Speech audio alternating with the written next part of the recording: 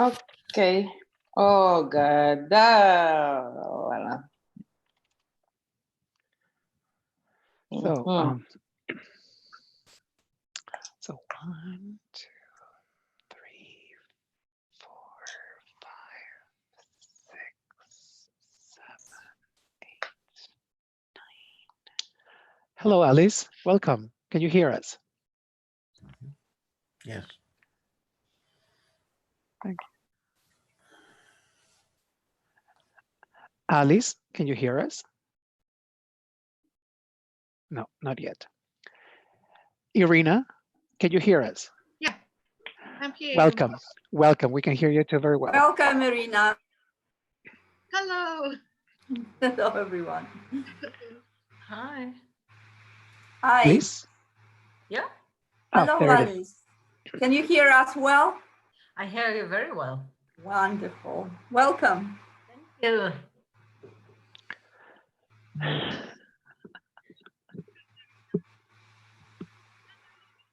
You're already sweating.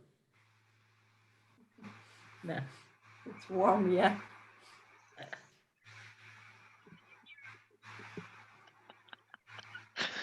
Okay.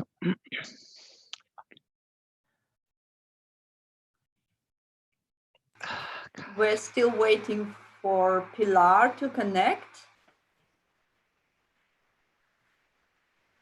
And still missing Pilar, Louis, Mariam. So some minutes to wait.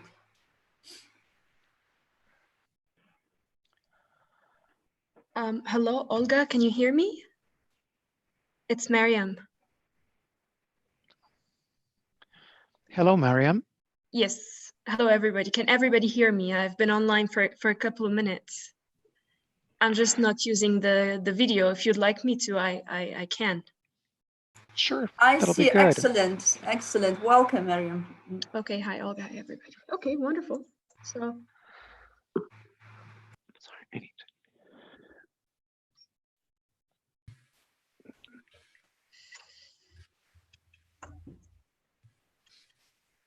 to... Morning, everyone. Yeah, I was told that Pilar will be here. I'm here. Oh, you're here. Sorry again. Yeah, so that's I have for some time. Hello, Pilar. Yes, I'm just looking at too many devices at the same time. I imagine. No worries. So should we then start? I think we have the I wouldn't call it quorum, but we have all the you know, members, except for Julio, who informed us that he would not be able to join us today because of there's some conflicting unexpected priority meeting. Then with this, dear all, I would, on behalf of the Ipcc secretariat, I'm pleased to welcome you all to the 17th meeting of the Adaptation Committee that the co-chair will open in just a moment. So we are just before starting talking about this situation with the COVID-19 pandemic. Okay. And I can't hear anything. Is there some problems? Oh. If there's are there problems with or someone is not hearing? Oh. Okay, so continue. Olga, can you hear me? This is Mariam. Yes, I can hear you very well. Yes, so your voice is sometimes like really well and sometimes it goes interrupted. Yes, that's so I'll try to make sure to let you know when it gets interrupted so you could probably repeat. Okay, good. So I can continue. Is it good now? Yes. Good. So that's what I was starting to say, that as the COVID-19 pandemic they going on, and but the UNFCCC cannot really guarantee itself in addressing climate change and building resilience to its inevitable impacts. And as it happens often, this new challenge even inspires us to deploy innovative means and approaches in more than one way. This virtual AC meeting that we are starting today demonstrates these inspirations and of course, the dedication of the AC members to carry on its essential work. From the secretariat side, I would like to thank all AC members for joining this virtual meeting and for collaboration in the testing phase. In the last week, we were able to test the connections via the Zoom software with every single of you. And we were able to fix any problems of accessibility and connectivity. And we think that from the organization point of view, all is tested and should work smoothly. I would like now to confirm that all AC members, except for Julio and Navina is still missing, but she might be connected as we speak. So for the sake of time, we will start the meeting. And while she would be connected a bit later. There we have also a number of observers. And while we hope that this technology will not let us down and the connectivity will remain stable, we are aware that some of us might be cut off, or that sometimes the sound will not be very well. So we need to adjust to that. And as Adaptation Committee, we can do it very well. Given the short time available, we are in the consultation with the co-chair suggest continuing with the meeting as long as we have at least 2/3 of the AC members online at all times. With this, I would like to hand over to the co-chair of the Adaptation Committee, Pilar Buena, to open the meeting. Thank you, Pilar. You have the floor. Thank you very much, Olga, and welcome all. And thank you for making all the arrangements and to make the attendance possible today. I would like also to express special thanks to all who had made who had to make special arrangements for having connection at home. Or at office at the same time for those that at different time zones. So it could be very early in the morning or very late. So thank you very much to everyone. And I add my voice to Olga on that regard. I also would like to thank the secretariat for all the team for the work, that it was quite amazing during the last weeks, as always, but in particular during these weeks, considering all these crises and the opportunity to have the platform, the collaboration, and all the documents on time. At the same time, I would like to convene my best wishes to my former co-chair, Marianne Carson. As you all may know, she is not anymore a member of the AC, but for a very good reason, let's say, that is that she's chair of the SBI, first woman on that position. So I'm personally very, very happy, and I really congratulate her for this opportunity. Let's keep the procedural points to a minimum. I think we have very little time ahead. I would like to go quickly to a very short round of presentations or introductions between AC members, since we have many new members. So maybe very quickly, we can go through the new members. Hi, I'm happy to start. Daniel Canty from the US, replacing my colleague Meredith Ryder-Rood. I work on our Sustainable Landscapes and Markets team. So we've been doing those kind of negotiations for the past several years, but very excited to join all of you on the AC committee and do some different exciting work. So very happy to be here. Thank you, Daniel. Hi, it's Lorna Ritchie here from the UK. I was actually working on markets previously and also joining the adaptation negotiations team for the UK. welcome. Hi, this is Alice Gaustad from Norway. I'm a new member of this committee. I've attended as observer a few times, and I think I've met most of you several times during the negotiations. I'm involved with national adaptation here in Norway, and I very much look forward to be part of this committee as well. Thank you. Welcome, Alice.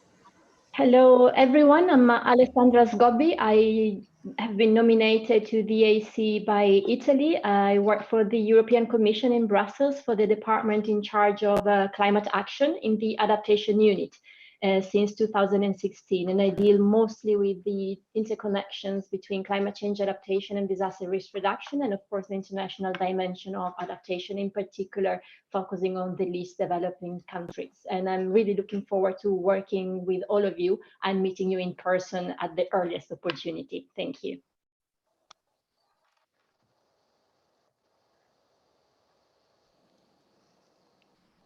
Hi, everyone. My name is Funanani Moremi from South Africa. I think I've met almost all of you, and I work under international climate change, and I am looking forward to working together.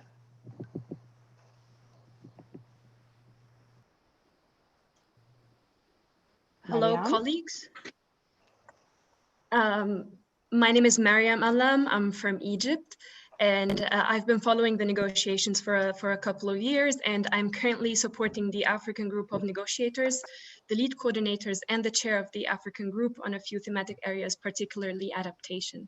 It's my first meeting, and I think I have met most of you in the previous couple of years of negotiations, and I'm looking forward to work with everybody from this meeting onwards. Okay, thank you, everyone. I think that's all. If my numbers are okay, so we have 6 new members.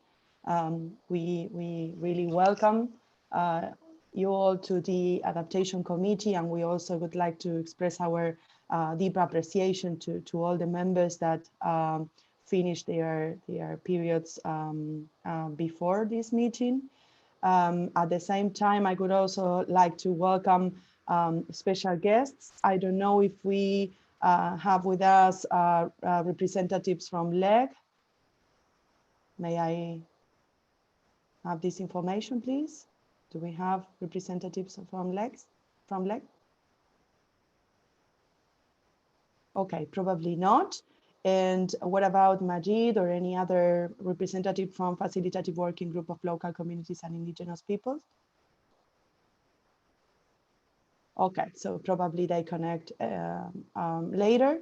I have also been informed that we are 51 people in this conversation, so welcome to everybody, and thank you to all the observers for being here, for sharing this meeting. I would like to go quickly to the next agenda item, that is organization of work. For housekeeping issues, I would like to give the floor to Ina. Yes, thank you very much, and welcome everybody to this new experiment that we're going through. Thanks for joining. Just very briefly on the housekeeping, we have already distributed the netiquettes to this meeting. So just 2 things for everybody who is joining. If you would like to ask the floor, there is a chat function, and please use the chat function for that to put your name down, because we can't see you all. So if you raise your hand, it is not going to work. If you have any Cecilia, yes, I saw you, but just because you're on the screen. If she can't do the chat at the same time. Okay. Yes, we will keep an eye out for those who let us know that they cannot use the chat. And Cecilia, we know you cannot. Thank you. And also just to keep the general noise level down, if you could keep yourself muted when you're not speaking, that would be very helpful. Thank you. Thank you, Ina. And now we also would like to let you know that we took note of previous meetings, virtual meetings, of constituent bodies under the Ipcc. We have some lessons learned from those meetings. So we made, as you may see, we make the agenda shorter, and we will work on the basis on some key topics. In particular, we will focus our lead discussions on CMA mandates as well as the paper on data. It doesn't mean that we will not work on the other topics. All the topics will be taken, but in different formats. So I would also would like to flag that we have limited time, as you may know. AC members are invited to continue working online in the documents in the dedicated collaboration workplace. On the collaboration space, probably some of you may know that we have some issues with Mac computers. So probably some of you couldn't make changes in the document. That was my particular case. So probably some of you also experienced that problem. If that is the case, please flag that issue and we will help you. So it's very important that we can continue the deliberations and that we can see any comment coming from AC members and that we can have the conversation of the specific points we selected and also about all the others. Observers are also invited to send their comments by email to ac at unfccc.int. All other items, as you know, we will suggest specific timelines at the end of the meeting for all of them.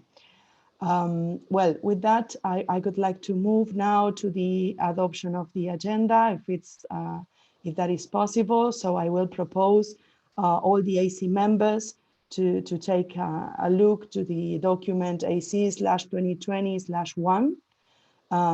We organize the work and the work in a particular schedule that is posted on web. So we have these two documents, but what we will be adopting right now is document AC/2020/1, that is the agenda with all the items.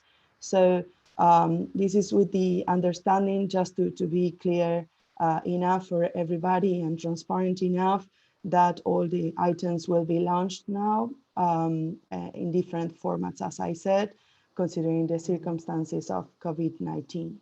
So I could like to see if there are any particular comment in terms of the agenda, or we can take it that we can adopt it.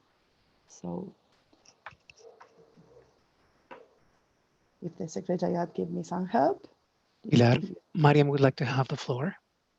Okay, so Mariam, please.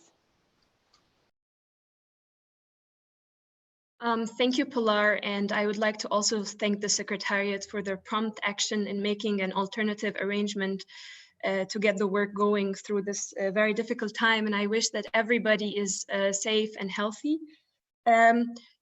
I mean, regarding the mode of work and the decisions that are to be made, so my understanding from the game plan that was communicated by the Secretariat is that the only key decision or major decision that will be made in this meeting is the election of the co-chairs, and no other key decisions will be made. So does this mean that there will be no finalization or adoption of documents in this meeting, and that this meeting will only serve to kind of facilitate and advance the work through the intersessional period, and that any key decisions will be taken in person physically during AC18? Is my understanding correct? Thank you, Mariam, for that comment and question. This is our common understanding.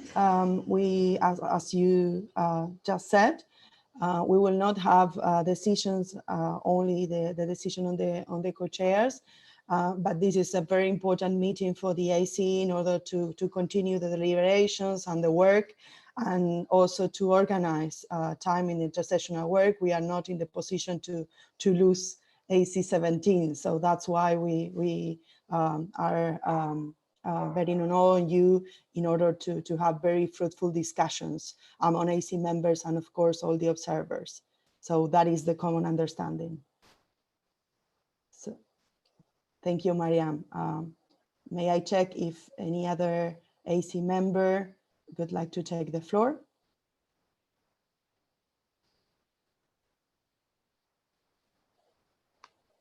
Okay, I see none.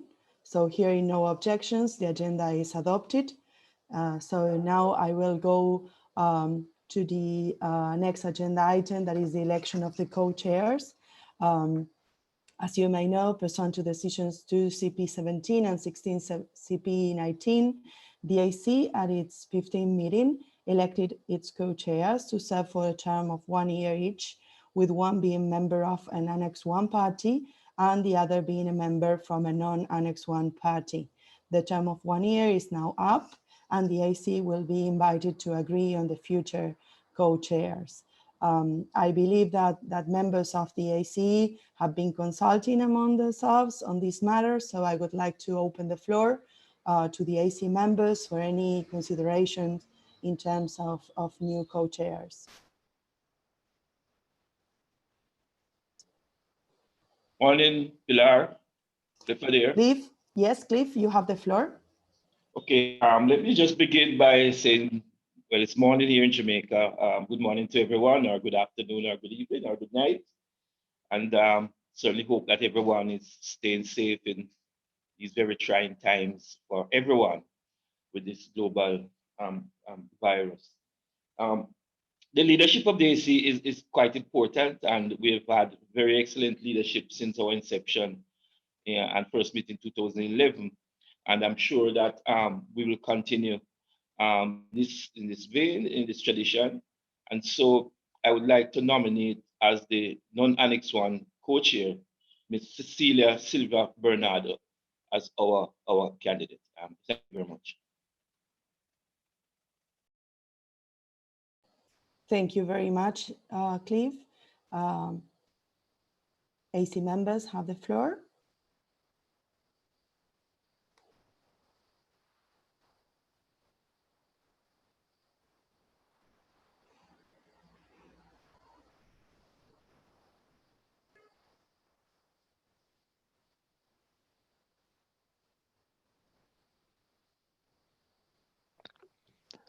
Alice, would you have the floor now, please? Thank you. Thank you, and good afternoon, good morning, and almost good night, everybody. It's great to see you, and you all look healthy, and I'm very glad to see that. And thank you so much to the Secretariat for all your efforts to arrange this meeting for us, which will be a very important intermediate meeting, I believe. I would propose from the Annex 1 parties to propose Alessandra Scobi from Italy to co-chair if she is willing to do so.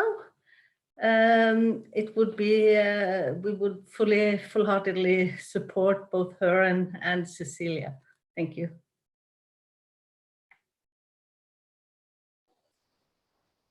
Thank you very much, Cliff and Alice. So distinguished members of the AC, it's my great pleasure to propose to elect Cecilia da Silva Bernardo from Angola and Alessandra Scovi from Italy as new co-chairs of the Adaptation Committee for the next period of 1 year.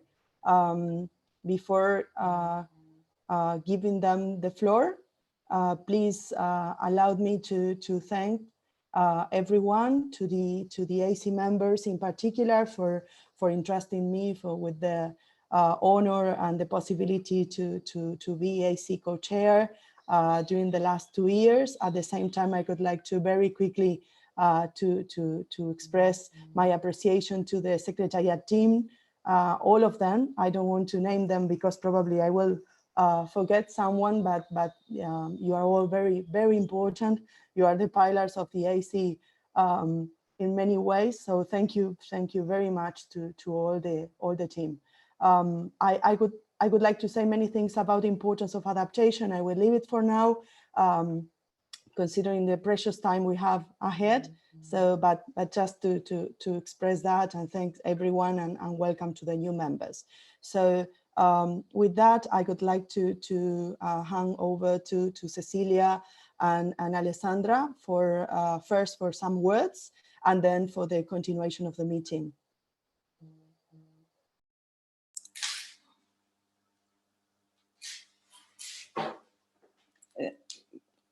Yeah. Thank you, Pilar. Can you all hear me? Yes. Okay. Thank you very much, Pilar. I would first like to thank the secretariat and everyone for the efforts to make this meeting happening. All of us together trying to advance the work of the Adaptation Committee in this 17th meeting. I would also very much like to thank all non-Annex 1 members that supported me and for your trust in having me representing you as your co-chair in the Adaptation Committee. For Pilar and Marianne, all gratitude for the work you have been conducting for the past year. For the Adaptation Committee, representing both Annex and non-Annex 1 members. And my welcome to Alessandra and welcome to all new members of the Adaptation Committee, Daniel, Alice, Funi, and Marian. We all know each one together because long time, and so it's a pleasure to be working with you all now. Thank you very much. Thank you. Alessandra. Thank you very much, Pilar and colleagues, for entrusting me with the co-chairing of the Adaptation Committee together with Cecile. This is a role that I'm honored to accept, and I'm really looking forward to our journey together. I know for a fact that the members of the AC have both individual and collective expertise and knowledge that will continue to drive forward the work of the AC. That I also do not need to stress to you how important the AC is in the whole landscape related to adaptation. I know that we will continue to count on the able support of the Secretariat, and I wish to thank you all in advance for that. And I also know that the AC is a model of openness and transparency. And so I wish to thank the observers that are here with us today and will accompany us in our journey already now for the continued contribution and input to this process. From my side, I can assure you that I'll continue to make time and effort available to satisfactorily complete this role. And I have no doubt that we will continue support and engagement. Despite the unusual time we are in, we will be able to continue and deliver on the mandates of the AC for this year. So thank you very much again. And I hope that we will be able to live up to the expectations that the previous co-chairs have set for this role. Thank you. Thank you very much, Pilar. Thank you very much, Alessandra and Cecilia. I would propose a clap. We're far away, we're virtually here meeting, but still everybody deserves a clap. So hence all of you. Thank you, thank you, thank you, Ronnie.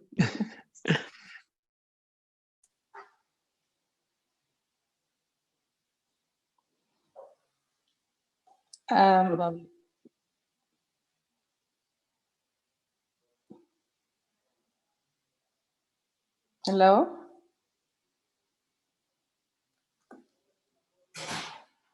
All right.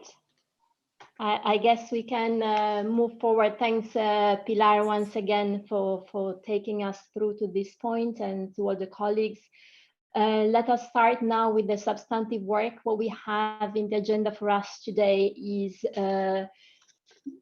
the Item 6B as a first step, adaptation communication, draft supplementary guidance for voluntary use by parties in communicated adaptation information. This is the document AC/2020/4.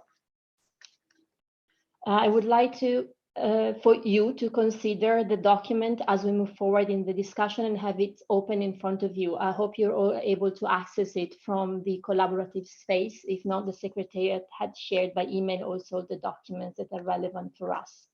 Could I please invite the Secretariat to introduce the background paper that has been prepared for this item? Secretariat, the floor is yours. Thank you.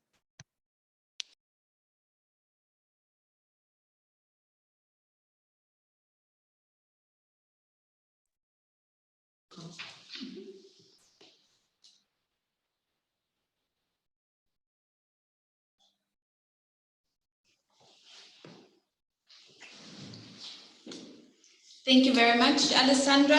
As we're trying to put the presentation up, I'm hopeful that every one of you had a chance to look at the document. And as we proceed now, I would like to give you a little bit of the background once it comes. And basically, we just lost the connection here. You can still hear me. The background to the draft supplementary guidance is the following, that in Katowice, the CMA requested the adaptation. Sind wir alle weg? Das ganze Zoom-Meeting? I can hear you very well, okay, guys. So I think everybody can hear you too. We just cannot see anything on the screen, but we can hear you.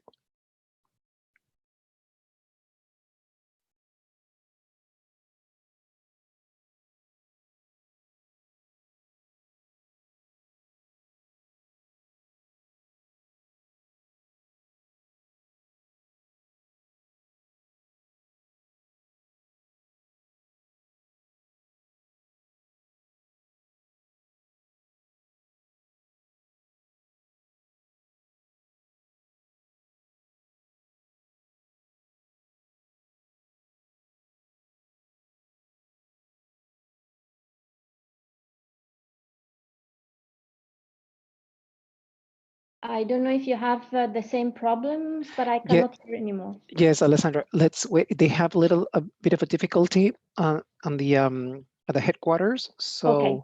Let's give us a couple of minutes, great. Okay? Thank you. We're still connected and we can hear ourselves. Okay. Okay, great. Thanks. Bye.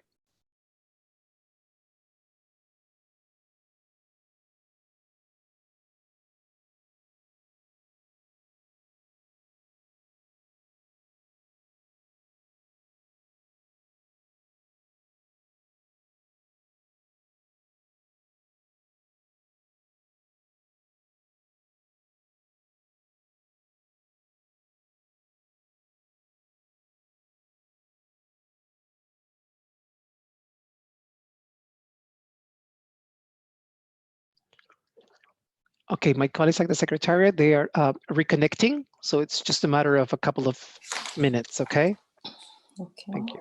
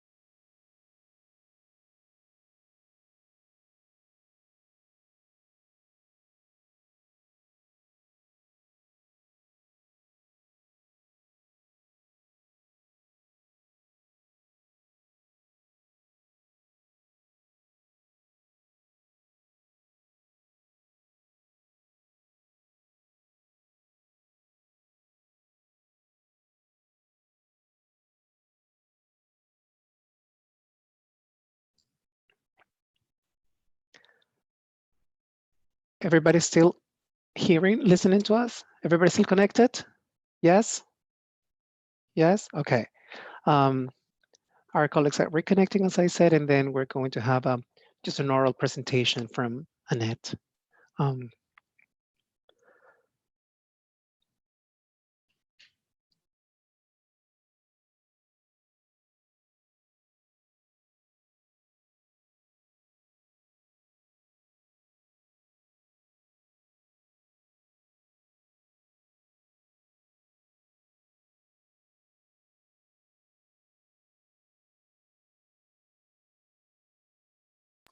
Ronnie? It's Cecilia. Can you see me well in this position?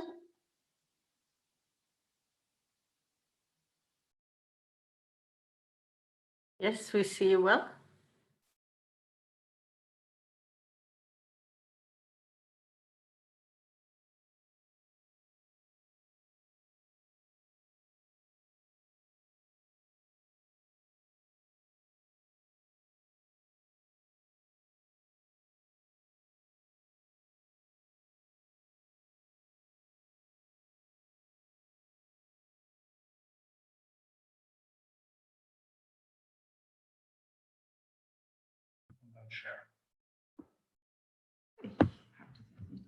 Okay, hopefully you'll hear me. Yes, perfect. I'm sorry, the old computer in the secretariat just decided to freeze. We're gonna just seeing a blue screen. So in terms of the document, basically what the PowerPoint was trying to present is that the document we're about to discuss has two parts. The first part is general considerations or principles that the AC could take into account when developing the draft guidance. And part two is the draft initial outline.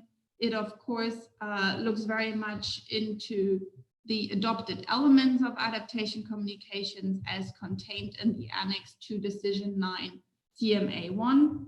You'll see the various topics, including the possible elements on adaptation communication and relevant linkages, national circumstances, impacts, but also implementation and support needs. It is suggested that for each of those elements and sub-elements, the document would look at the context provided by the Paris Agreement, and we've already heard input from Julio to say that we should also look at the purposes of those adaptation communications when drafting the guidance. We would also look at existing guidance from other information vehicles, including the national communications and the national adaptation plans.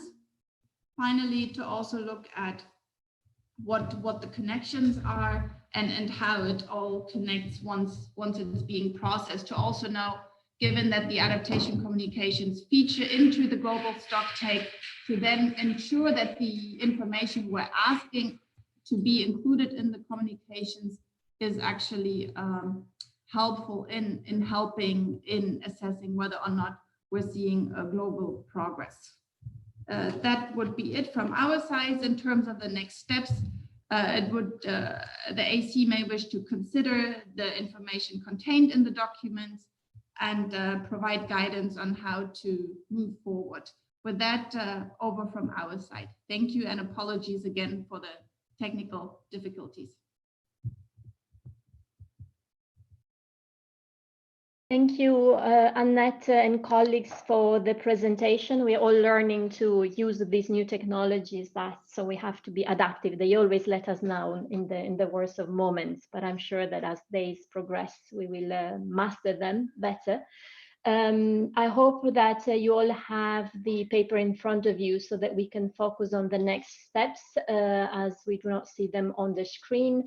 I would like to open the floor for discussion and invite first the members of the Adaptation Committee to provide their input with a focus in particular indeed on the next steps.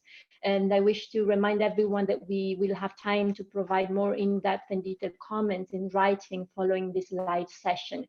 So for the members of the Adaptation Committee now, the floor is open for your input. And please, if you would like to take the floor, just type your name in the chat so that I know how to move forward. Thank you.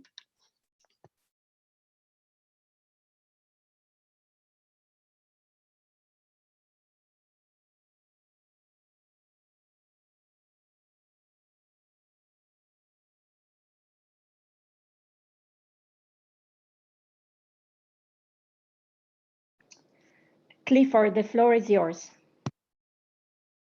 Thank you very much, Co-Chair, and certainly want to welcome you to the AC. Are you hearing me? Yeah, okay, and even more importantly, to your role as Co-Chair, and I'm very happy to see that the AC doesn't have any problem with gender. We have two female co-chairs, and we're very happy for that. And as a male, I have no problem. All right. With respect to the document before us, very important adaptation communication. One of the outputs from the COP21, the Paris Agreement, and one that we have been negotiated with respect to its implementation. And so I'm very happy that the AC have been given this work to help to support the parties in how they would respond to that mandate and this new reporting obligation. In just a time and based on how we are configured, and I wanted to really send my appreciation to the secretariat and others who have worked on this. It's really a good draft that we have here, and one I think that is workable in the final analysis. With respect to the specifics, though, with respect to the introduction, I certainly want to see some of the science-based information included there. We have had a number of reports now, particularly from the Ipcc, that addresses adaptation specifically and tells us exactly what to expect as we go forward. And certainly from us as a small island state, that we certainly want to see that reflected there as it sets the context and the tone of just exactly what it is that we are doing this new reporting format for.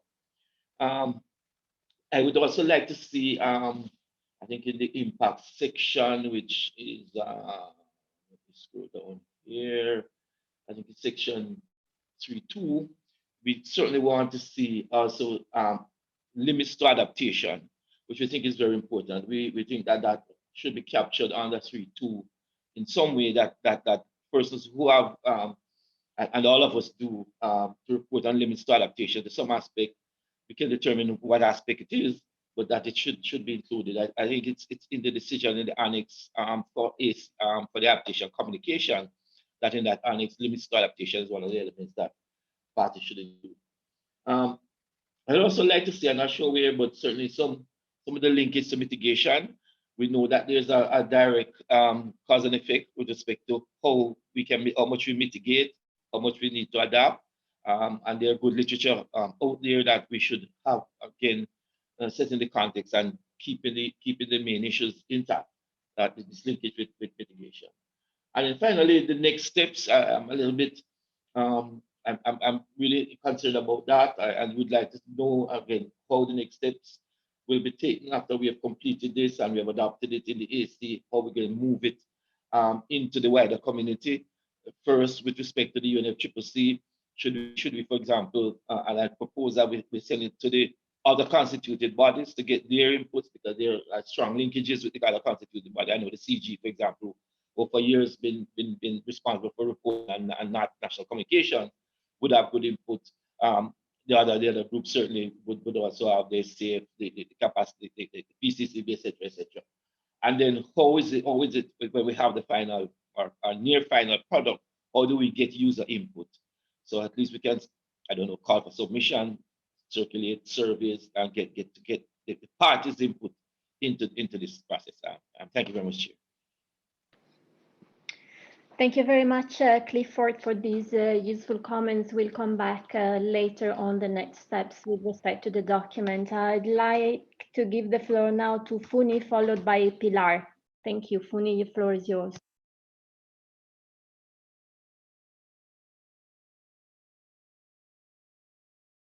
Thank you so much for the floor, and I would also like to thank the secretariat. Can you hear me? Yes.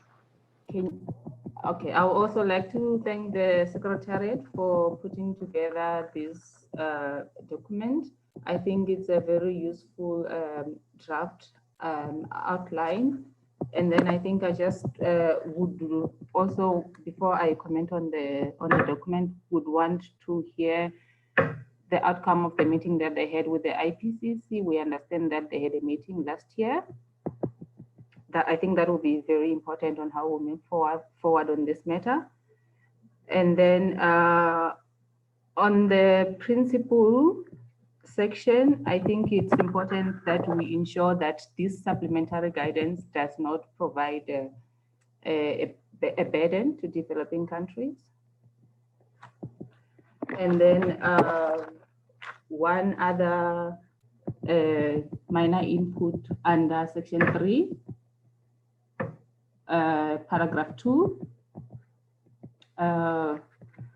It says that a tabular overview of where similar types of information are stipulated by the guidelines of information and instruments under the convention. And I think it's also important to highlight what can be missing from those guidelines that maybe would be important for the adaptation communications. I think that's it for now. Thank you. Thank you very much, Funi. Pilar, followed by Mariam. Pilar. Thank you very much, Alessandra. And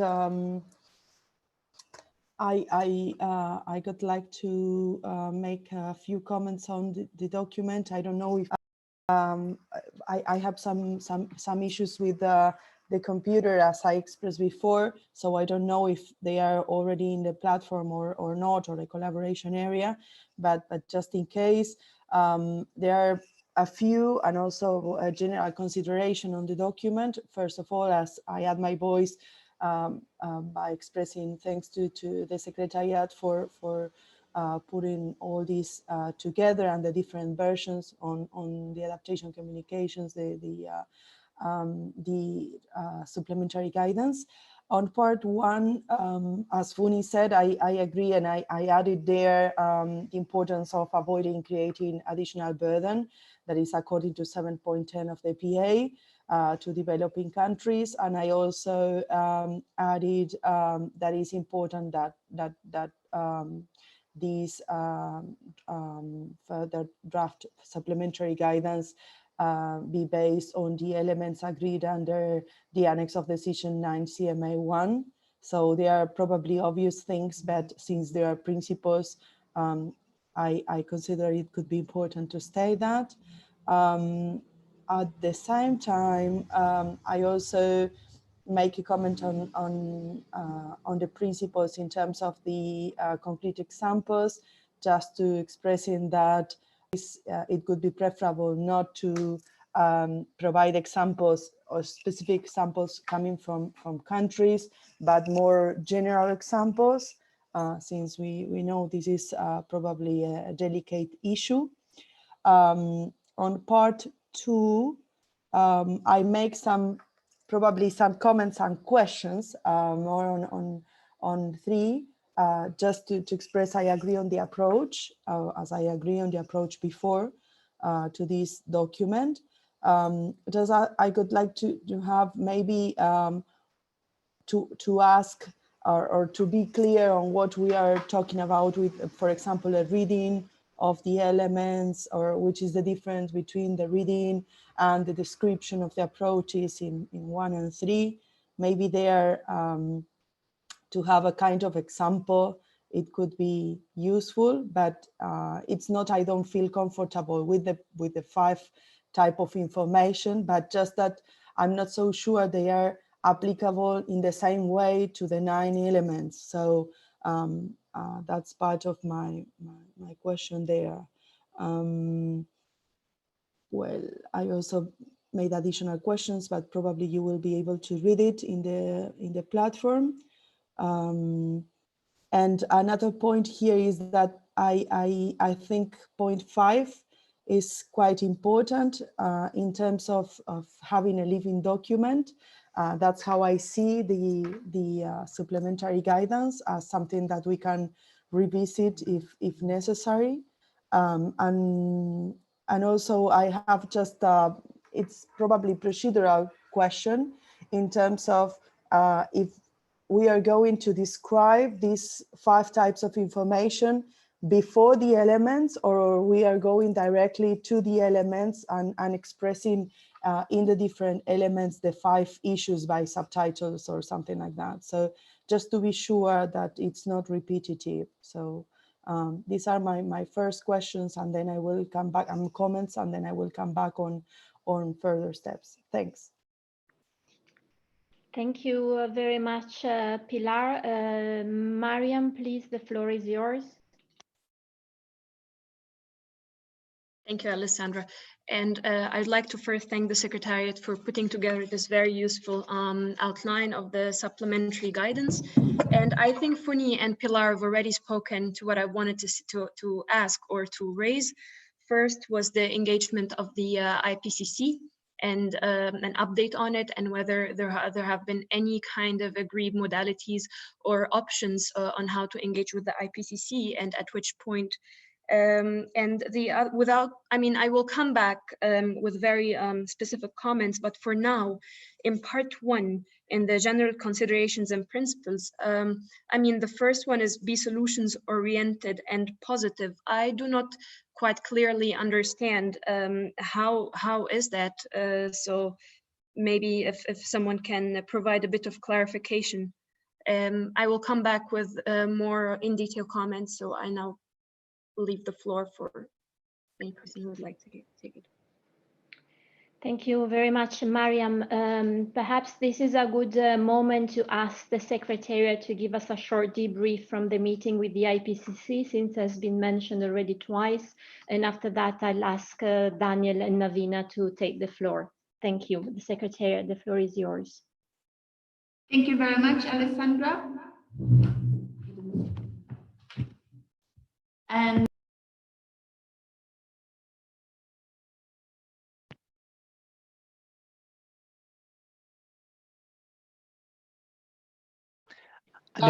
Annette.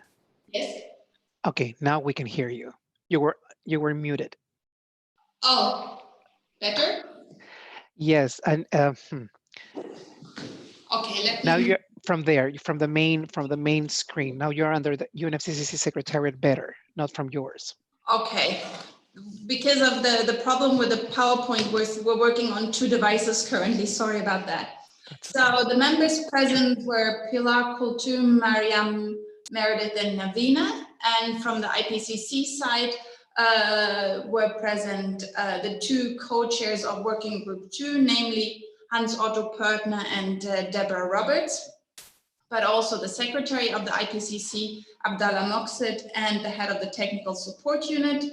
The meeting consisted of the AC providing a short update on its work being done by the 2 co-chairs at the time, Pilar and Marianne. So they informed the IPCC what the AC had done, but also with the timelines the IPCC was working with. And the meeting was not just on the supplementary guidance, but also on the methodologies for assessing adaptation needs, which we'll discuss later.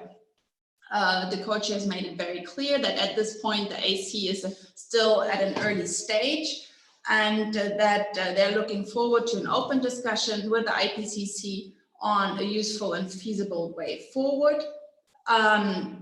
The AC at the time did not present concrete ideas of how such an engagement could look like. The IPCC itself said, of course, they're willing to collaborate. However, they also pointed out that they have a rather busy schedule, which is set by their own supreme body. And as such, it would be difficult to take on additional work. And that the AC and the IPCC agreed to remain in contact. And also at some point it was highlighted that the AC had worked with the IPCC in the past and had convened meetings between IPCC authors, but also IPCC's official. So in the end, the meeting was very constructive, and the agreement was to keep in contact as the AC continues to go forward. Thank you very much.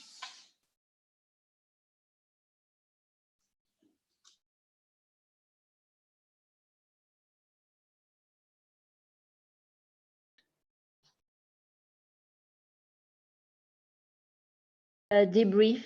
I suggest we move forward to the last two comments I see on the screen. Daniel, the floor is yours. Great, thank you. And just a quick warning, there's some construction going on nearby, so if there's any noise, please excuse me.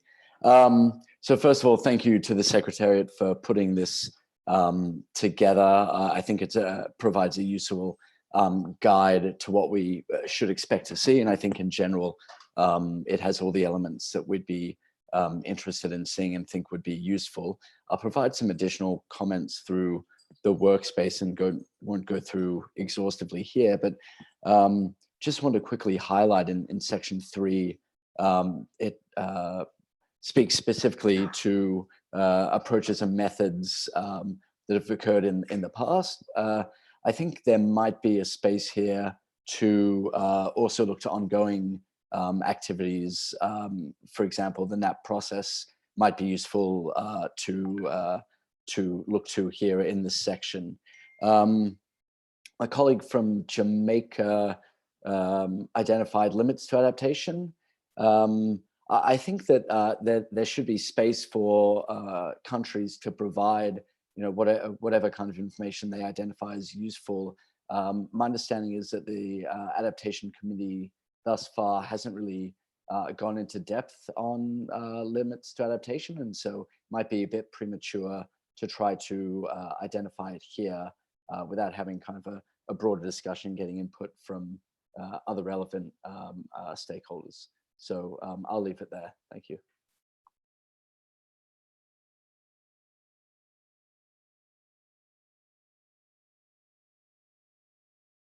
Sorry, thank you very much, Daniel. Navina, please.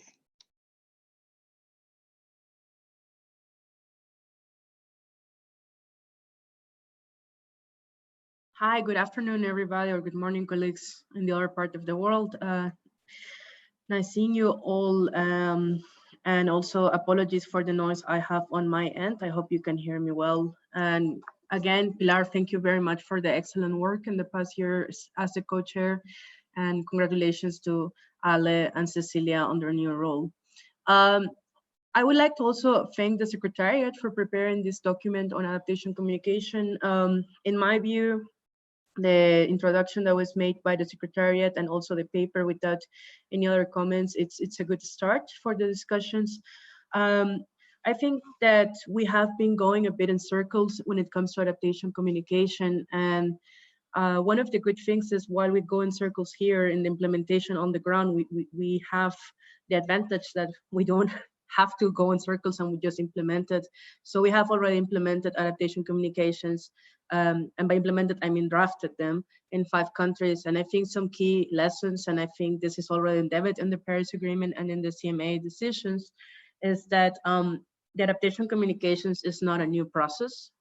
We have already national adaptation planning, the NAP process, and that's the process that includes several steps for identifying essential adaptation, let's call them elements, for creating a certain association with adaptation communication, and these are implemented later and monitored and reported. So I completely agree with what was said before about using existing things on the convention and not creating additional burden for countries. So the way I see it is that the NAP process can be used, and any document that arises from the NAP process can be seen as a synthesized version, or adaptation communication is at the end of the day just a document highlighting the priorities of very essential things and all the elements that the country will want to include, and they should be able to include whatever the country sees as a priority to be included. And I think the decisions we have allow for this. In terms of the examples, Pilar, I agree with you that this can be a very delicate issue. I somehow am still a bit puzzled how to go about it without going against the delicacy of the topic, and at the same time being able to provide examples, because in the last 10 years with NAP and in the last 20 years with NAPA, one of the problems we had is that the countries were looking for examples. And one thing we don't want to do is have some sort of one-fits-all template, because then no country will be able to have a document that is actually useful. but somehow that countries have the option to see, okay, how do countries with similar situations in A, B, and C communicate on those, or have reported on those for countries that want to use the ACOM as a reporting tool under the BTR. So I'm excited to have that discussion and look forward to working with all of the new colleagues as well.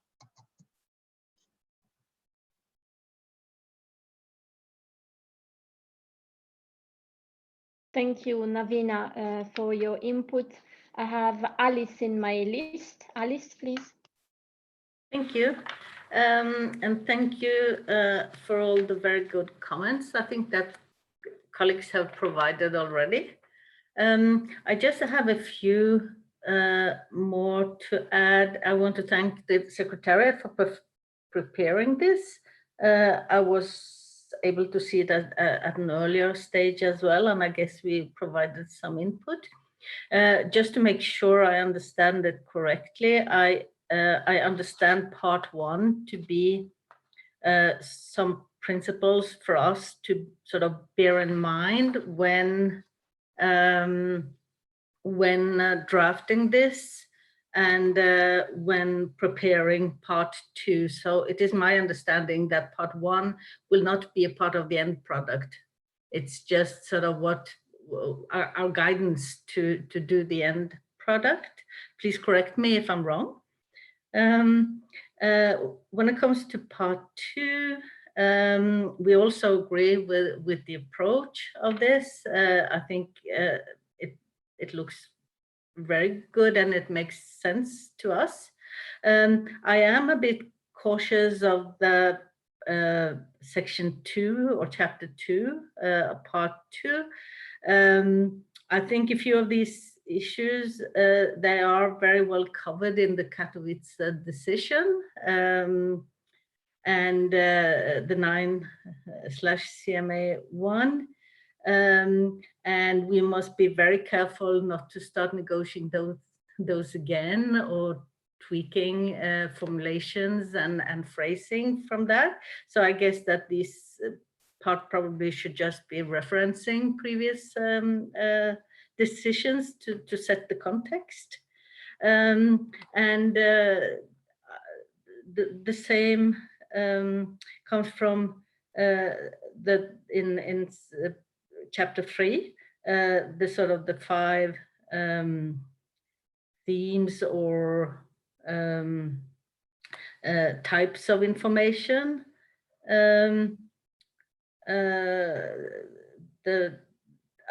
I believe that number 1 has some linkages to chapter 2. So we should, I'm not sure what it does. So if somebody perhaps could explain to me, or if it's just an introduction, I'm not sure. But I think this shows a very, very good approach.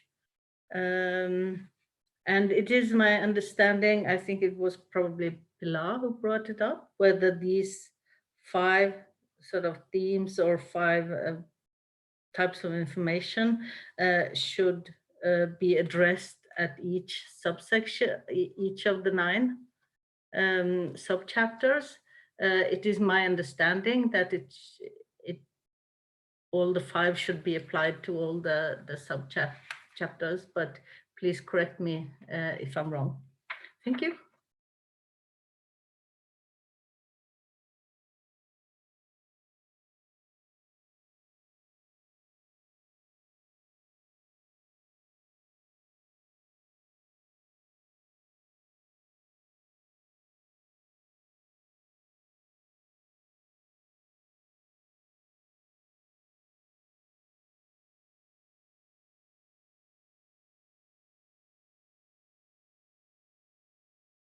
Thank you very much, Alice. Liu, the floor is yours. Hello, everyone. Can you hear me? Hello, and very glad to see you all in this very special platform. And again, congratulations to the new co-chairs. And I also want to thank for the Secretariat to secretariat to prepare this good document for us to discuss these very important issues that we have been discussed during the Katowice. Regarding this new documents, I have one comments. Maybe it's belong to one question.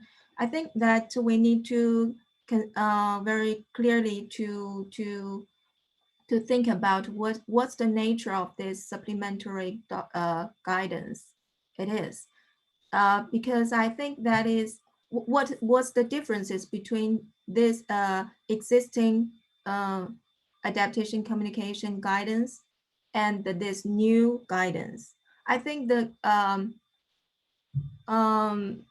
we have been discussed a lot of principles in the previous adaptation communication guidance, including the principles and some key issues. So I think we don't need to repeat those key principles. We just to add those work into this supplementary guidance, maybe adding to the introduction parts or the section 2, that is the overview of this supplementaries guidance.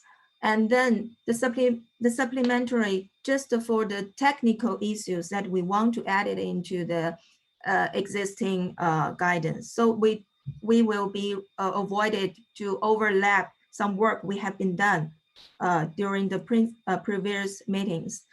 And those key principles that have been existed in the preamble part in the decision 9/CMA.1. And they have some 1, 2, 3, 4, 5, 6, 7, seven paragraphs. So we can to copy those paragraphs to the new guidance in the introduction parts. And for the third section of this new guidance, we can to provided some new science progress, or which may be included the methods, tools, database, or the other approaches that could be maybe with some table pattern or the other patterns to show all of them, and to provide it some hyperlink for the users or the readers to understand where they can to achieve those available resources. And then for each sub-bullet under the section 3, maybe we can to give some more discriminations for those subtitles, and to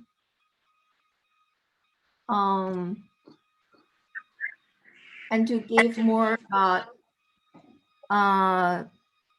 clarification, more explanations compared with the previous versions of the guidance. So that is to make some big differences between these two versions of the guidance, and to highlight what is the process of this new supplementary guidance. I think I will stop here, and if I have some new thoughts, I will be raise my hands. Thank you.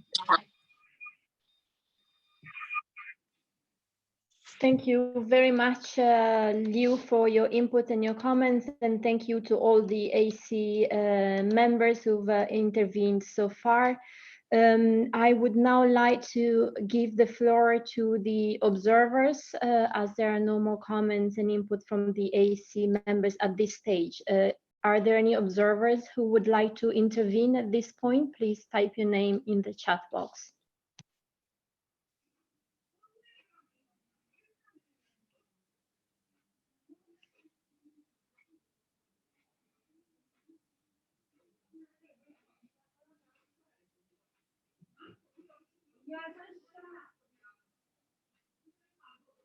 I don't see any observers who might want to intervene. If there are no further comments from AC members, I will hand over to my co-chair, Cecilia, to take us to the next agenda item. Before doing that, I would like to encourage everyone to provide additional input through the collaborative workplace. This is the stage in which we can provide concrete suggestions building on the very useful exchange we've had just now and help the secretariat take forward the document that we have in front of us. Observers are also invited to provide input in writing via email to the secretariat. And I think I see Pilar is asking if we want to talk about the next step right now. And I think in terms of next step, if I understand correctly, but please, I also ask for the secretariat and my co-chair to correct me if I'm wrong. We will now move to continuing discussions and inputs on this agenda item offline through the collaborative space. At the end of this week's meeting, we'll be taking stock of comments and discuss further the next steps on all the agenda items, depending on how we progress. So if there are no other additions on this point, I would suggest that we move on to the next agenda item. Thank you, Alessandra. I may agree with your proposal. Then after we move to the next agenda item, we can talk on the next steps for the items. Thank you again, Alessandra. We will now look at agenda item 6C, methodologies for assessing adaptation needs. We look to the document AC/2020/5. I would like to have the AC, to suggest the AC to have the document open and ready for discussion while we invite the Secretariat to briefly and clearly introduce the background paper prepared for this item. The Secretariat, please provide us inputs on the paper. Thank you very much. Thank you very much, Cecilia. I hope everyone will be able to see the presentation now on the document talking about methodologies for assessing adaptation needs. And as way of background, you may recall that Decision 11 CMA1 requested the AC in collaboration with the LEG and NW partner organization to develop by June 2020 an inventory on relevant methodologies for assessing adaptation need. It further invited parties and observer organizations to submit by February 2021 their views and information on the development and application of methodologies for assessing needs. And finally, it requested the AC with the collaboration of the Ipcc Working Group 2 to develop a technical paper on methodologies for assessing adaptation needs and their application. And this is to be considered by the SUBSTER in November 2022. In terms of the inventory, the paper proposes a three-step approach for developing the content. First of all, the Secretariat is currently reviewing the data and tools, online portals, and scientific articles that are already part of the adaptation knowledge portal. And we're currently ensuring that all the links are working, and we're adding additional data and new additions. We're also researching new online portals, tools, and scientific articles which contain relevant methodologies for assessing adaptation needs. And in the third step, we would engage other organizations, users, and developers to submit additional methodologies. Given the request that the inventory is to be part of the adaptation knowledge portal, there will be two ways to access the inventory. Number one, you can access it through a dedicated box on the knowledge portal landing page, but also through the search database. In terms of the call for submissions, in the past, the AC had good experiences with providing guiding questions, and such questions could also ensure that the information gained through such a call for submission would assist the AC in developing the technical paper. The document puts a few examples already out in terms of getting information on existing methodologies, their selection and application, but also are there any gaps, any lessons learned, and finally, possibly also some case studies which could then exemplify how to use those methodologies. Finally, the paper also talks about a possible scope of the technical paper that is to be developed based on the submissions, but also from the inventory. We put together a very simple outline for the AC to consider, mainly a bit of a background and overview of existing methodologies and guidelines. This could be organized by sector or processes, then how those methodologies can be applied. Again, also looking at gaps, lessons learned, and good practices, and then to conclude with some issues for consideration by the subster, and depending on the length of the technical paper, some of the more technical information could then also be put in an annex. In terms of the next steps, the AC may wish to consider and agree on the concept for the inventory, including steps for collaboration, request the secretariat to prepare a pilot inventory by June 2020 accordingly, then also consider the guiding questions and request the secretariat to issue the call accordingly, so that parties and observers have sufficient time between now and February next year to prepare those submissions, and finally to consider the scope and structure of the technical paper, but also how to engage the other stakeholders. Thank you very much. Over to Cecilia.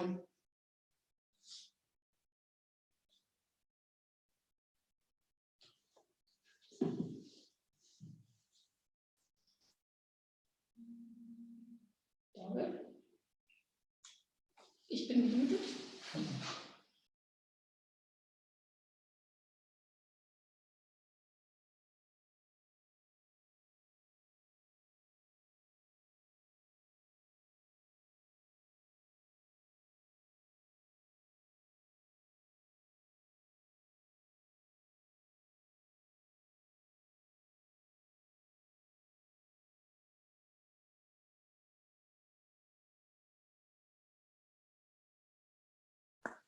Can you hear me now? Hello? Yes, yes. Hello? Okay. I was saying, Secretariat, that I'm having very much connection problems and I cannot access the list of speakers. And if you can let me know by the time people is asking for the floor, so that I can pass the floor, please. I will do that, Cecilia. Thank you, Ronnie. Do we have someone else? No. I would like again to invite the Adaptation Committee to provide comments on the document that was just presented by the Secretariat now. Thank you.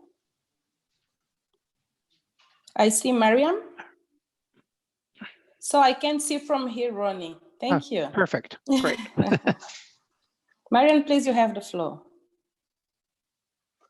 I'd like to thank the Secretariat for providing this presentation, and I would like to maybe make a connection between this agenda item and item 5B, advice to the Nairobi Work Programme on impacts, vulnerability and adaptation to climate change. And for the colleagues who do not have it handy, I think where it links is specifically to the update from the Nairobi Work Programme Secretariat, and that's on the relevance, accessibility and utilization of the adaptation knowledge.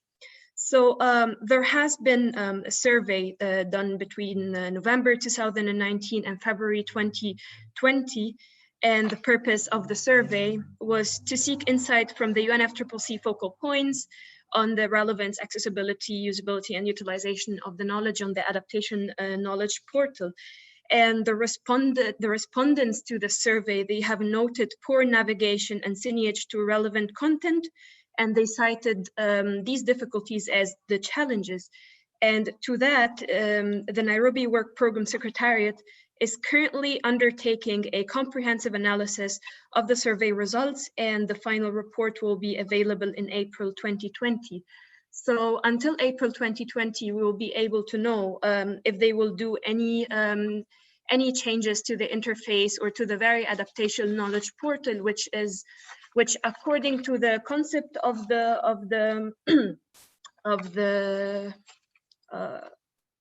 landing, according to the concept of the inventory for the methodologies for assessing the need, the adaptation knowledge portal might host this inventory. So I think we need to closely work with the Nairobi Work Program in order to, because this will definitely have an impact on what we decide in this meeting regarding the inventory. We can already see some sort of a pilot, but then again, we do not know what are the exact next steps for the Nairobi Work Program to overcome the challenges stated in the survey, and what does that mean for our inventory. Thank you.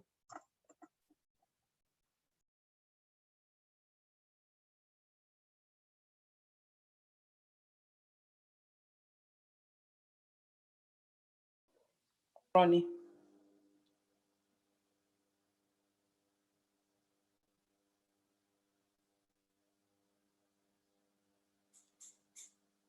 Ronnie, is everyone?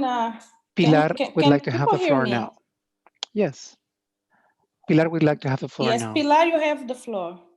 Thank you, Ronnie. Pilar, you have the floor, please. Thank you, Cecilia, and thank you, Ronnie.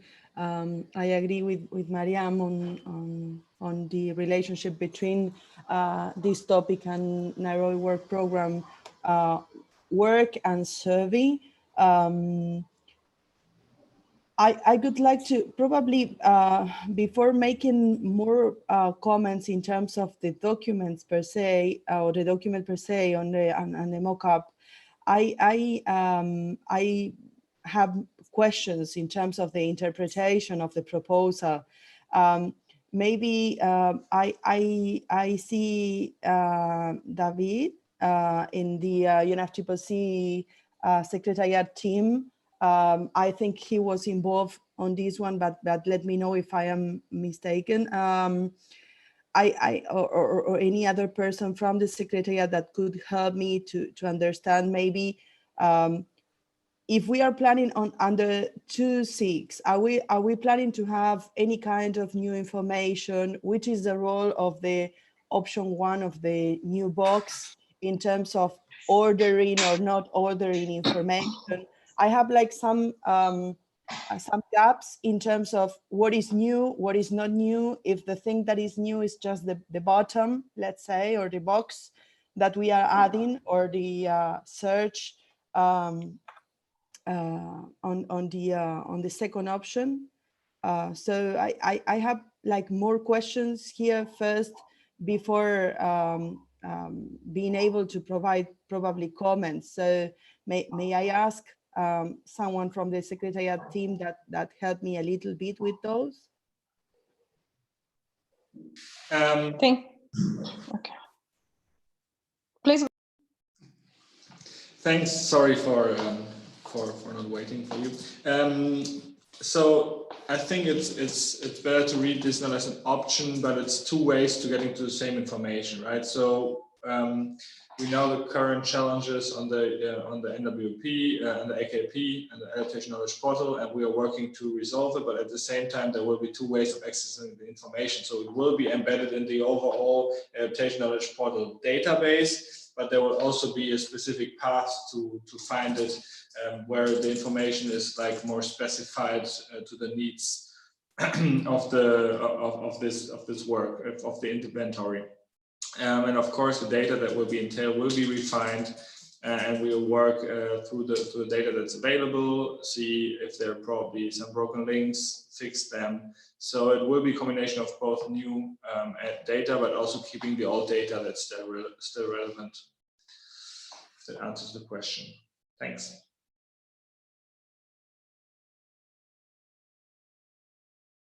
If you want to still to continue your point of view after David clarification, if you are clarified, you can please take the floor again. Thank you. I thank you, Cecilia, and also David for the clarifications. I still think I don't see very clearly the relationship between the new and the old information, but well, maybe it's just my case. Let's see if other AC members have the same question, or it's just me on that. At the same time, as I add my comments in the document, I really think that we could benefit from for partnerships with other colleagues. Of course, the Nairobi Work Program and other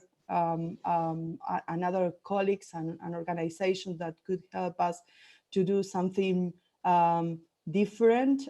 As I expressed during the previous meetings of the AC, I am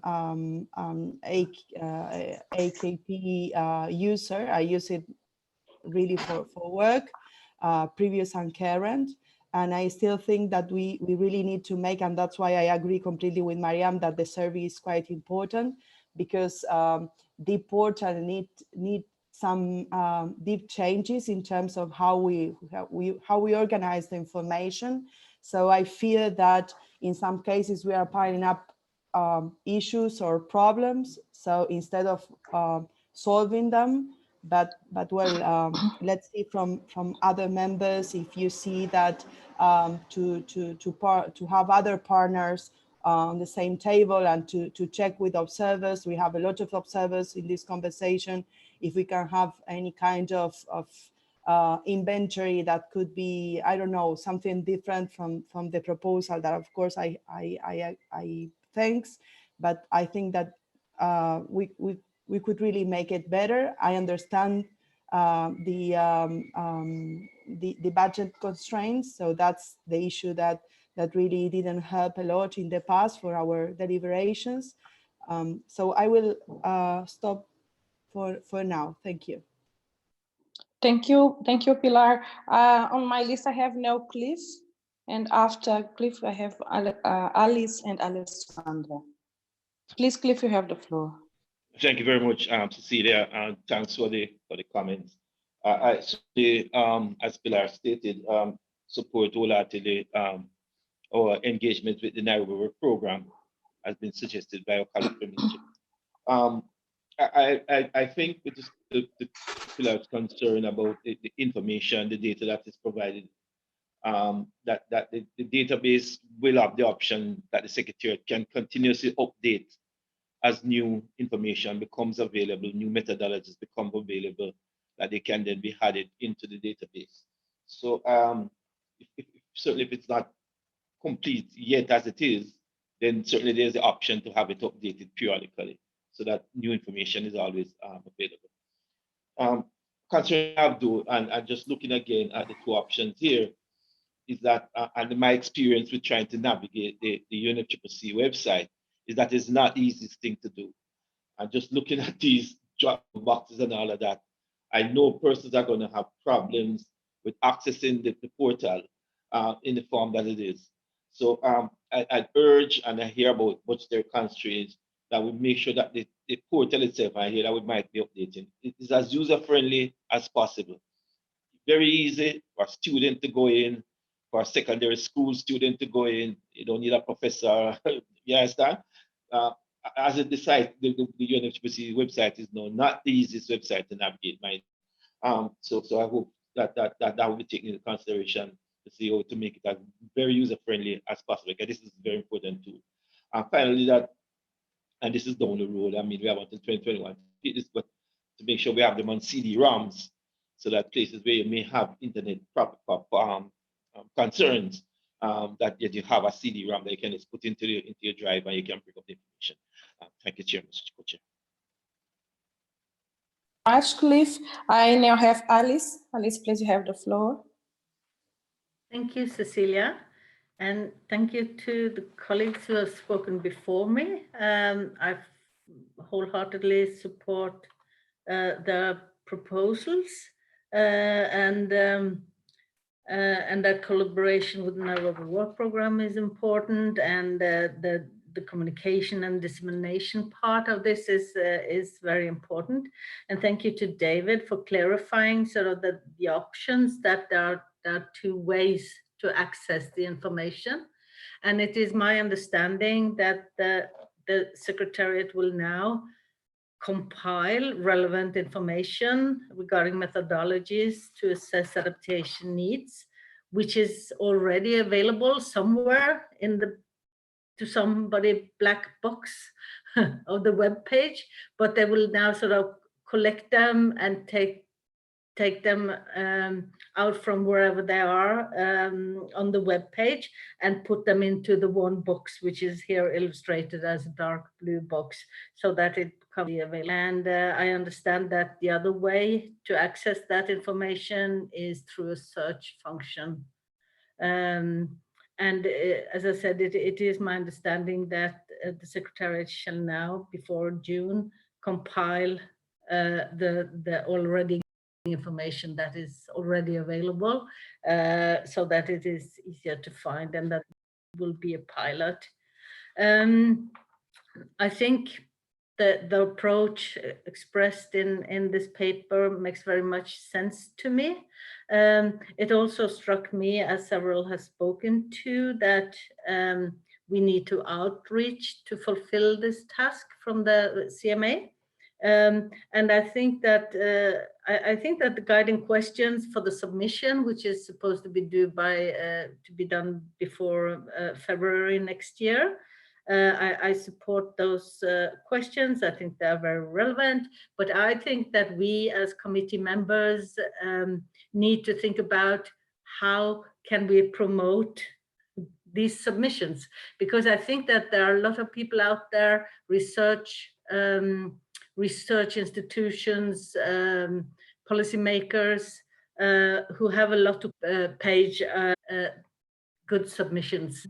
Proceeding with this work that we or the Secretariat to SB session, and careful and make sure that in mind in proceeding. You have the floor. The opportunity, I think a lot has already been said in thanking the Secretariat for putting it to help us focus our learning from the outcomes of the survey that the Nairobi Work Program has conducted, which should be ready by April, which portal of us, but also, and perhaps more important, may provide us with very useful insights. And here I really second this and Pilar in saying that we need to make sure we reach outside the usual UNFCCC, cycle, not only to mobilize additional submissions, because there's a wealth of knowledge and expertise outside of the UNFCCC that we need to bring in, but also to make sure that the products are used by practitioners. And this, I think, might result in changes in the way we think about the filtering, for instance, or the organizations of the inventory. So I'd be quite curious to see how we can embed the results of the Nairobi Work Program survey into the organization of the inventory in particular. I also agree with Cliff in saying that, of course, the inventory needs to be maintained alive, and that's the only way in which it can continue to remain valid and relevant. And I'm sure the Secretariat has thought about a system to update the inventory as new approaches and methodologies come on board. One point that for me would be very interesting and links up to the discussions we were having earlier on is the use of concrete case studies and examples. It is true that in some cases these may be delicate, as was mentioned earlier, but I also believe that the best way to learn is from practice. And therefore sharing experiences of what has worked well under what circumstances and what governance level would be very useful for parties and practitioners who might want to select and apply methodologies and approaches for needs assessment. I think in this sense, very much welcome the proposal put forward to include a call for submission of case studies and good practices through the submission itself, not only from parties, but also from practitioners, NGOs, international organizations, so on and so forth. Thank you very much. Yes, now Daniel. Daniel, please, you have the floor. Thank you very much, and thanks to the Secretariat for putting this paper together and giving us something robust to respond to. First, say that I agree very much with Alessandra on leaning on the expertise of practitioners and stakeholders, especially in helping us identify maybe some of the ways in which we sort and categorize the methodologies in the inventory. I think that would be really helpful. And also agree with Cliff on ensuring that there's an ability to update and insert new methodologies that will be relevant to the users. Just quickly to clarify, it seems like it, but would be helpful for the Secretariat to speak to this, but option 1 and option 2 don't appear to me mutually exclusive. They would both be ways in which users could access the information, not just through a landing portal, but also through a search function. Just to clarify and make sure that that's the case, I think that makes sense. And also to point out that it should definitely be the case that the search function is robust and allows for and, or, and other kind of Boolean search functions, so that users can track down the methodologies they're looking for. Just to quickly follow up on 12A in the paper, my understanding that there's currently the leg is undertaking work on the identification of methodologies for an inventory. It seems potentially confusing and kind of a not efficient use of resources to have what seems to be duplicative work.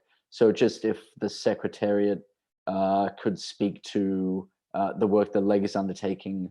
My understanding is this is a mandate directly to the AC, and to ensure that we are the ones primarily undertaking this work on the inventory, and to collaborate with the leg, but not to have a duplication of efforts. I'd also quickly point to 11D, which speaks broadly to gaps. I think it's important to recognize and capture that the gaps should think about gaps broadly, including capacity gaps, which will be important to the application and utilization of the methodologies in the inventory. I'll leave it there. Thank you.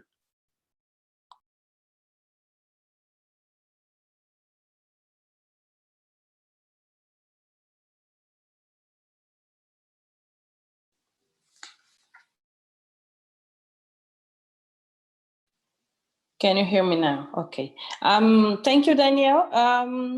And I have Liu now on my list. Liu, please, you have the floor. Thank you, Cecilia, and thanks, Secretary, for preparing this document. And quick questions that I just to search our mandate from the decision of 1, and I found that the mandate name is the in the page 31, which is the methodologies for assessing adaptation needs with a view to assisting developing countries without placing an undue burden on them. And this is the name, but I found our documents that is the much shorter than our mandate, which is just mentioned the methodologies for assessing adaptation needs. So that is, I think, is different meanings with our mandates. So I want that produce my confusion. What is the purpose of for developing this methodology? That is my question. I think that is we need to clearly. So we need to clear what's the aim of this work. so that to guarantee our work is on the right orientation or the directions. That is the first question I want to share with all of you. And for the regarding to the section 5 next step, actually we have been mentioned some we need to collaboration with the other constituted bodies such as the PCCB or TAC or the others. But when I looked through the section 5, I didn't find that important constituted bodies was involved into the next step. So I want to maybe a secretariat or could be we need to consider how to collaboration with them. Things they also have the work plan or the schedules every year, and we need to follow their progress and to find which achievement or the outcome could be involved into our methodologies. So that will be make us not lose behind of them and to keep good things into our methodology. And also I want to mention, especially I want to mention about the technical adaptation needs that was produced by the TAC. They have been produced several versions, if I'm correct. That is very relevant with our work. We need to more collaboration with those more important and more relevant organizations. So save our energy and to make more useful progress. And thank you. Thank you very much, Leo. I have now on my list Mariam. Mariam, please, you have the floor.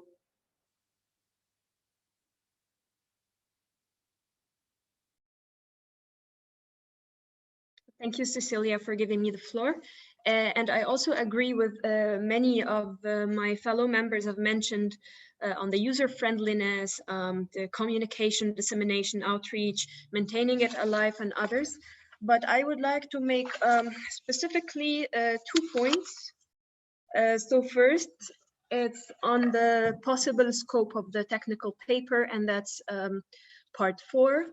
And it's in 12B, so overview of existing methodologies and guidelines. So I think it's very important that this part also includes the assessing the, so it says including for assessing overarching action finance, technology and capacity building.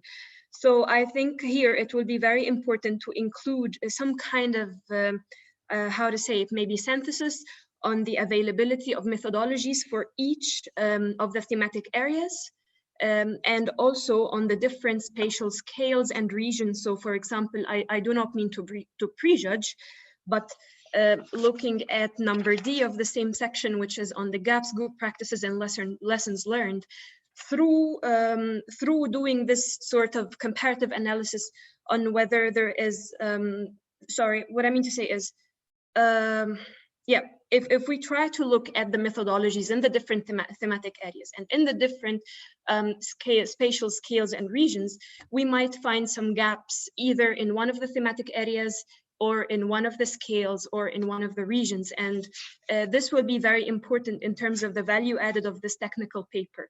So yes, these are mainly the 2 points I want to highlight, 4B and 4D.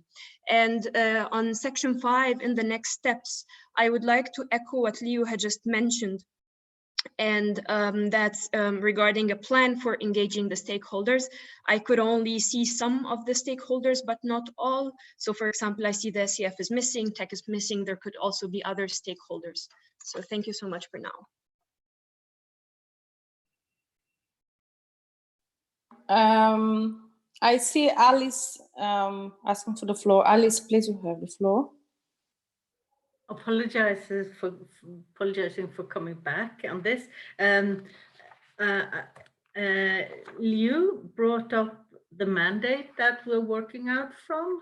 And you cited a paragraph, and I forgot the number, but to me it seemed like you cited the text of the decision from Paris, which says to consider methodologies for assessing adaptation needs with a view to assisting developing country parties without placing an undue burden on them.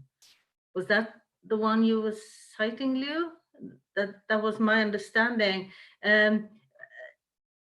Now it is my understanding that the adaptation committee has responded to that mandate, so that is done, and it was concluded in Katowice. And then the meeting of the parties in Katowice gave us a new mandate to work further on this, and that mandate is very well captured, I think, in the introduction to this paper. In the paragraphs 1, 2, including 3, I guess. I believe it's important that we're all on the same page on which mandate we're working out from. Thank you.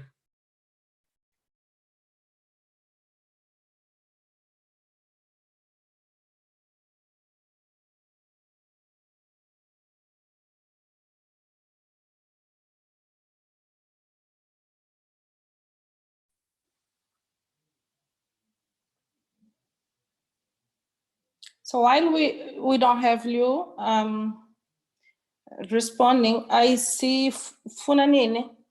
Funi, please, you have the floor.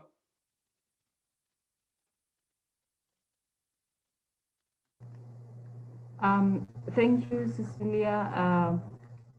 I think I agree with almost everyone who has spoken before me.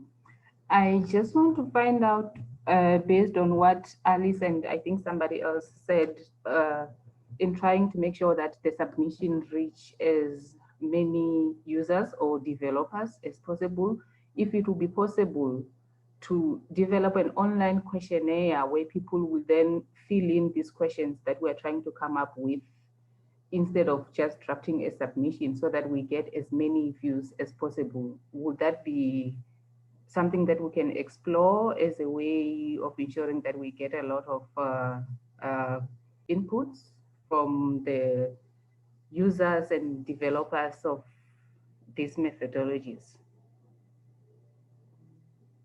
Thank you.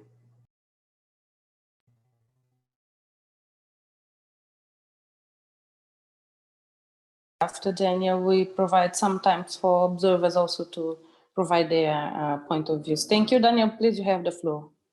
Hi, thanks. Just to quickly respond to Funi regarding a questionnaire. I think my sense is we have quite a robust submission process, and obviously the UNFCCC is a well-recognized actor in this space and has pretty far reach. I think that happy to obviously consider the usefulness of a questionnaire, but wonder if we might spend additional time and resources trying to develop a good questionnaire and end up kind of refining that in a way that takes up time and might just be better served using the submission process that we have and relying on the secretariat and the AC members and others to kind of spread the word of the submission, call for submission far and wide.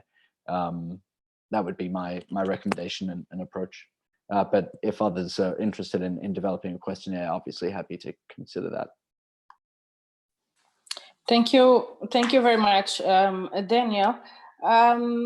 I would now like if the AC has for now no more inputs.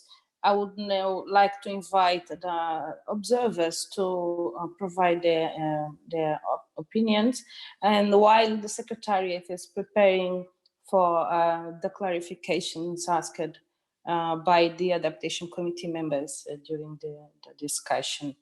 I see Navina. Navina, please, you have the floor.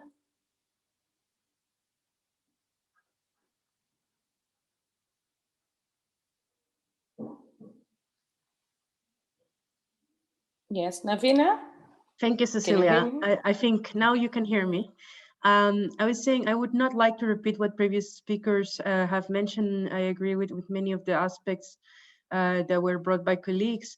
Just on the last aspect mentioned by Daniel regarding the questionnaires, I think it is valuable to explore a way of acquiring the input that we need. I somehow, from other processes we have had in the past, I'm thinking now of the process led by the LEC on the progress of the implementation and the NAP process.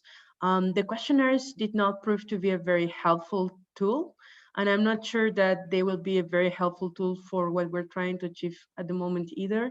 I think the Secretariat is doing an excellent job putting together pieces and bits, and from there we can also have a greater conversation between members and trying to pinpoint what we're looking for and how we are going to get that from the submissions.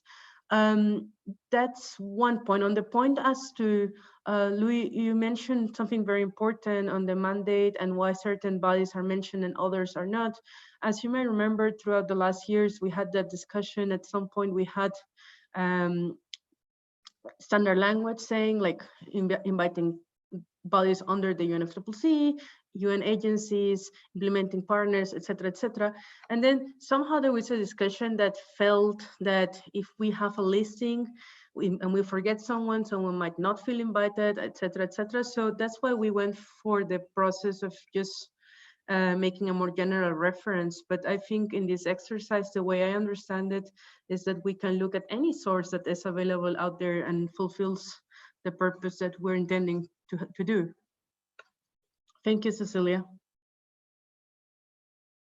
Now, AC, I would now like to give the floor to observers who want to provide their opinion. The Secretariat, please. Ronnie, do we have, can you see if there are observers asking for the floor, please? So further, we have no. Now we have Donna from IFRC. Okay. Donna, you have the floor, please. Thank you for joining us.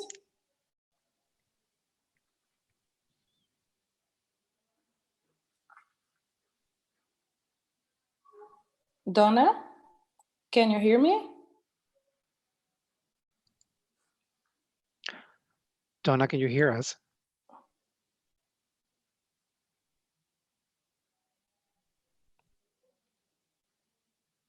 Okay, as we don't have much time, she's on. Is she on now? Oh, she's having mic problems. So we better want, if you just jump and go to Liu. Liu has asked for the floor too. Exactly. Okay. While she's sorting out the problem. Liu, please, coming back to the AC members, you have the floor. Thank you. Yeah, and sorry for taking the floor again. And just a simple response to Alice and then I mentioned about the mandate issue that I have been raised. Actually, I just to check that the mandate only existed in the CMA .1 decision 11. Paragraph 15 in the page 31, and I didn't find the mandate from the other documents or the decision documents officially. So I think I know that we have the original language in our paragraph 1 of this new documents in the section 1, but I think we also need to mention about the where the mandate from, and we need to put the footnote on the title to show the mandate and to remind our work to insist it in the spirit of the previous mandate of this work.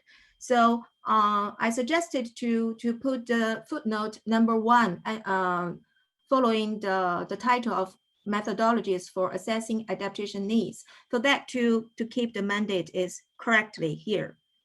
That is the first suggestion. And The second comment is that I found there is some existing footnote, but I didn't find where is the footnote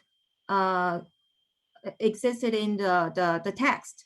For example, the footnote number 1, that is the hyperlink of our document, but I didn't find where it will be following to illustrate, to give some explanation which word or the paragraph. And also the same problem existed in the print footnote of the number 2, which is the guiding principles for the methodologies. A lot of the principles, but I didn't find the numbers where it's following. That is maybe maybe we need to add into it. And I also agree with the Daniel or yes or Navina. I forgot which one proposals that we need to. Navina proposals that we need to give a table under the section 5 of the next steps. So which key stakeholders we need to involve into our next work. So to keep in mind, that is very important for us. That's all. Thank you. For the clarification and for your point of view, and I think we had a very fruitful discussion on this agenda item before passing to the secretariat for some clarifications. May I ask if you have Donna back, Ronnie, please? Donna, or even other observers, please. We don't have any other observers, but we have Donna. Donna, can you hear us? Thank you. I'm afraid she's still having difficulties with her microphone. So. So while Donna is trying to fix it, I would ask the secretariat to clarify the points asked by Adaptation Committee members, and we had many asking for that. One of the askers was the duplication of work with the leg. I think this clarification is important to be presented here, and because before when we discussed it, many of members that are on the table or discussing today were not there, so it would be important that the clarification is on. And in other issues, the issue of the mandate as well, from where we are getting this mandate, it's need to be clarified. Secretariat, if you are ready to do that, please, you have the floor. Thank you very much, Cecilia. And for those of you who may have noted, we provided also some of the clarifications in the chat. When it comes to the LEG, we have confirmed with our LEG colleagues that the LEG is in fact not working on methodologies for assessing needs. They're currently working on identifying gaps in needs in the context of the NAP process that, as you may recall, is a joint mandate with the AC. And there's also a document out that was sent, and it's on the collaboration space, and we'll take that forward as well. They're also working on methodologies for reviewing the adequacy and effectiveness, which we'll discuss tomorrow, because there will be a submission that is forthcoming. So long story short, there is no duplication, and we're already collaborating with the LEG on a number of issues, and you've seen related document there as well. Our NWP colleagues also reminded us that the detailed results of the survey that they undertook on the Adaptation Knowledge Portal will also become available in April as part of their update report, and that also has concrete steps on how to further improve the overall Adaptation Knowledge Portal, which will, according to the mandate, house the inventory. With those clarifications, and finally, of course, on the issues raised by you, we took very good note of them. We will also then later ensure that the document accurately reflects the mandate and also that the title is not misleading. We'll also look at the various footnotes to ensure that it's all correct. And of course, awaiting more feedback and input by the AC members. And then on Friday, as Alessandra has pointed out earlier, the AC collectively will decide how to take the work forward, and two among the members will take the lead, and the secretariat is of course there to help you take your documents forward. Thank you very much.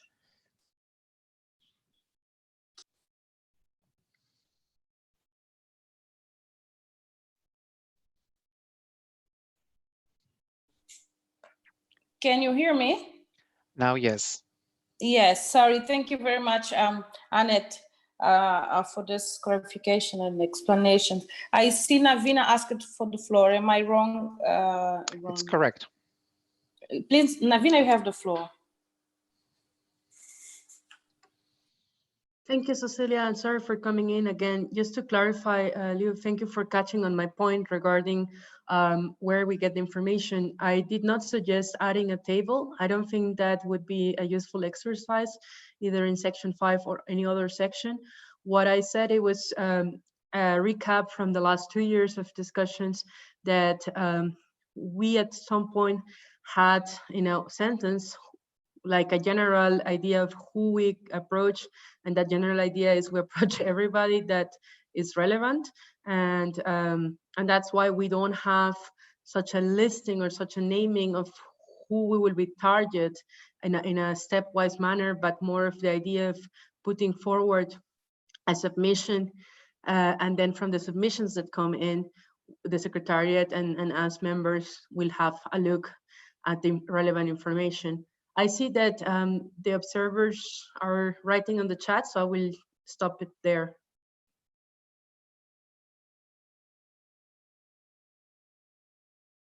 Ready to speak. Donna, if you can hear me, please, you have the floor.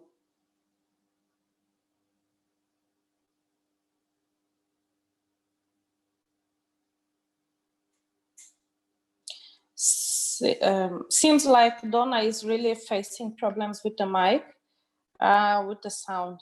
I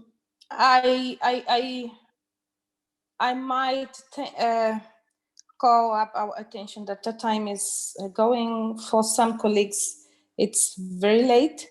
It's time they should be resting now. But if the AC agrees, I would like to thank you all for this discussion, this fruitful discussion we had for the 2 agenda items today. Thank the observers to be those who could join our meeting, to be there, even if they couldn't speak, but it's important to remember that you can still always, during this meeting, provide your inputs on the collaboration area. If the AC agrees and if the secretariat doesn't have nothing else to add to the meeting, I would close, but before I would propose colleagues that please take some time from you today and tomorrow, of course depending on the time zone, because some of us will be sleeping, so that we can provide the inputs. Ideas are still fresh in our minds, and we can provide those inputs. On the collaboration area, as you may know, you can find the documents we discussed today, and you can work directly in the documents. And I would ask for you to use the track changes mode so that everyone can see your edits. Of course, if you don't have concrete test proposals, you can also insert comments on the tests, on the paragraphs. I would pass the floor to my co-chair, Alessandra, if you have some inputs before we close the meeting. Thank you.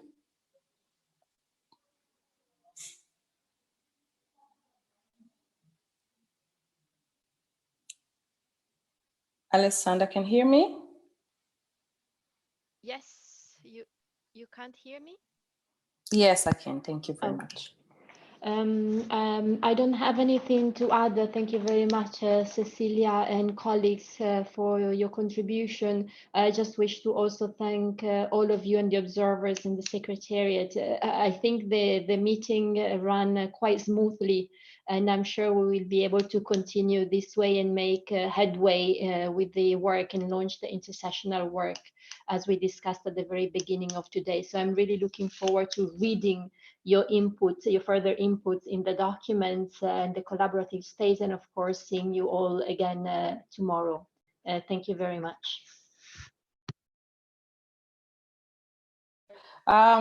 Colleagues, if because we have been hearing from some members the difficulties sometimes to access the collaboration area, and it also goes to the observers, please send your contributions, send your notes to the Secretariat by email or even WhatsApp, and the Secretariat will be happy to bring it to the knowledge of the full Adaptation Committee. With that, I would like to close our meeting for today, and thank you all for arranging time for the effort to put it all together, and all of us, congratulations to all of us, I may say that, because we are from everywhere, every point in the world. Thank you to all. Thank you, Secretariat, for all the support.